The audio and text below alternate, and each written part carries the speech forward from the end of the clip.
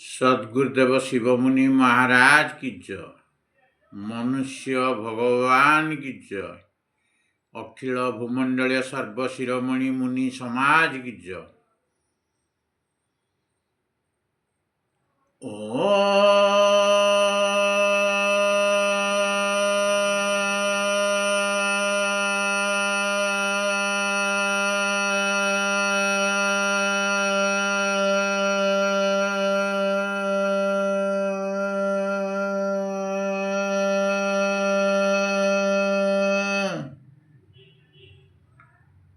ମୁଁ ଆଜି ସର୍ବପ୍ରଥମେ ଆତ୍ମଦେବଙ୍କୁ ସ୍ତୁତି କରି ଆତ୍ମଜ୍ଞାନ ବିଷୟରେ କିଛି ଆଲୋଚନା କରିବାକୁ ଯାଉଛି। ତତ୍ସଙ୍ଗେ ସଙ୍ଗେ ସମସ୍ତ ମୁନି ମୁନିମତି ଓ ଜିଜ୍ଞାସୁ ଜନତା ଜନାର୍ଦ୍ଦନଙ୍କୁ ମୋର ସତ୍ପ୍ରେମ ଯାଇଛି। ଆଜି ଆମେ ଜୀବର କାର୍ଯ୍ୟ ବା ଆତ୍ମାର କାର୍ଯ୍ୟ ବିଷୟରେ ଆଲୋଚନା କରିବା। ଶରୀରକୁ ଭୋଜନର ଆବଶ୍ୟକ ପଡ଼ିଲେ, ଭୋକ ଓ ପାଣିର ଆବଶ୍ୟକ ହେଲେ ଶୋଷ ଲାଗେ। ଆତ୍ମା ଏ କଥା ଜାଣିପାରେ। ଶରୀରର ଭୋଜନ ଓ ପାଣି ଆବଶ୍ୟକ। ଯେଉଁ ବସ୍ତୁର ଆବଶ୍ୟକତା ପଡ଼େ ସେହି ବସ୍ତୁର ରୁଚି ହୁଏ।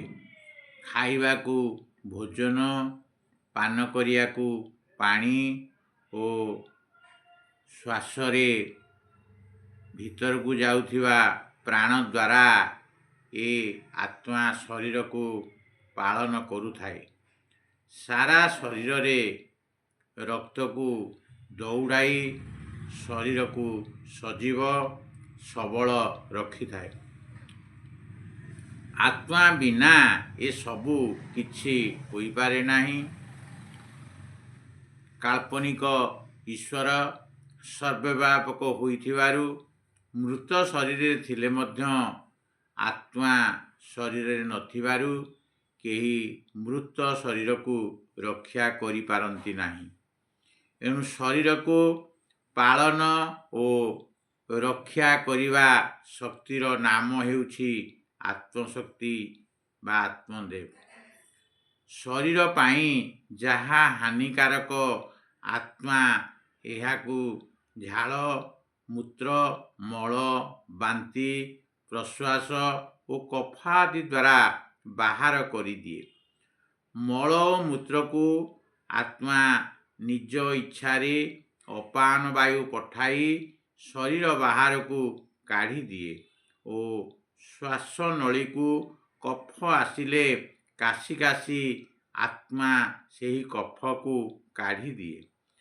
ଶରୀର କୌଣସି ସ୍ଥାନରେ ଆଘାତ ଓ କ୍ଷତ ହେଲେ, ବିକାର ଆସିଲେ ଆତ୍ମା ପାଖରେ ଥିବା ଲକ୍ଷ ଲକ୍ଷ ଅଣୁ ରକ୍ତ ଅଣୁ ଉପରେ ପ୍ରକଟ ହୋଇ ସେଠାରେ ପହଞ୍ଚି ଯାଆନ୍ତି। ସେହି ସ୍ଥାନକୁ ବାହାରୁ ବିକାର ନ ଆସିଲେ ଶୀଘ୍ର କଟା ସ୍ଥାନ ଓ ଭାଙ୍ଗି ଯାଇଥିବା ହାଡ଼ ଶୀଘ୍ର ଯୋଡ଼ି ହୋଇଯାଏ। ଆତ୍ମା ଦେହରେ କୌଣସି ବଥକୁ ପତଳା କରି ଫଟାଇ ଦୂଷିତ ଅଂଶକୁ ଭଲ କରିଦିଏ। ଯେଉଁଠିକି ବିକାର ଆସେ ଆତ୍ମା ଦ୍ୱାରା କାଢ଼ି ଦିଆଯାଏ।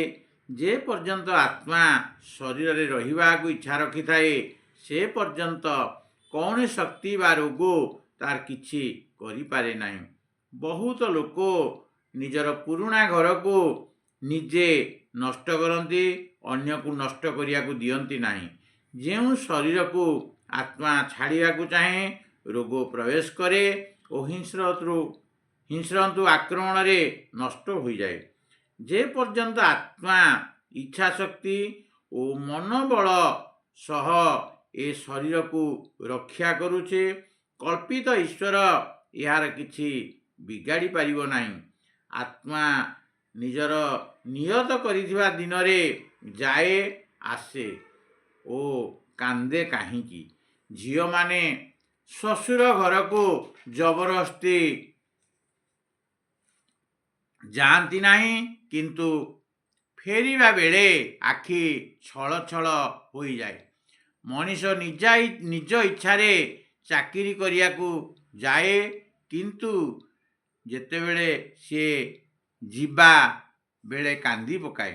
ମଣିଷ ନିର୍ଦ୍ଦିଷ୍ଟ ସମୟରେ ଉଠିବା ପାଇଁ ଶୋଇବା ବେଳେ ଘଡ଼ିରେ ଆଲାରାମ ଦେଇ ଶୁଏ, କିନ୍ତୁ ଯେତେବେଳେ ନିର୍ଦ୍ଦିଷ୍ଟ ସମୟରେ ଆଲାରାମ ବାଜେ ସେ ଉଠିବାକୁ ଦୁଃଖ ପ୍ରକାଶ କରେ ବା ଉଠିବାକୁ ଚାହେଁ ନାହିଁ। ମନୁଷ୍ୟ କିଛି ନ ଛୁଟି ନେଇ ଘରକୁ ଯାଏ।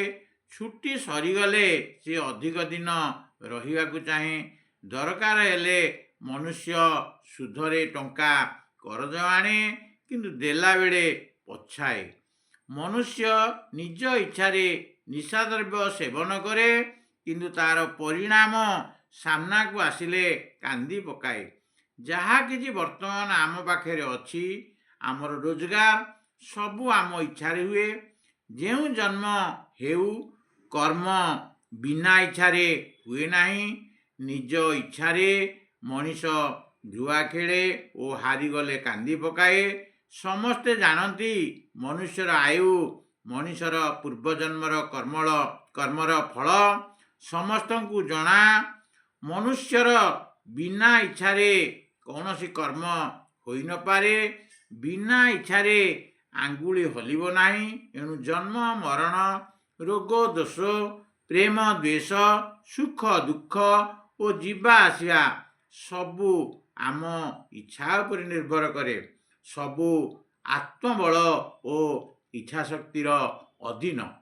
ମୁଁ ଏତିକି କହି ମୋର ସତ୍ସଙ୍ଗକୁ ସମାପ୍ତ କରୁଛି। ସମସ୍ତଙ୍କୁ ମୋର ସତ୍ପ୍ରେମ ଜୟ ଜୀବ, ଜୟ ଜୀବ, ଜୟ ଜୀବ।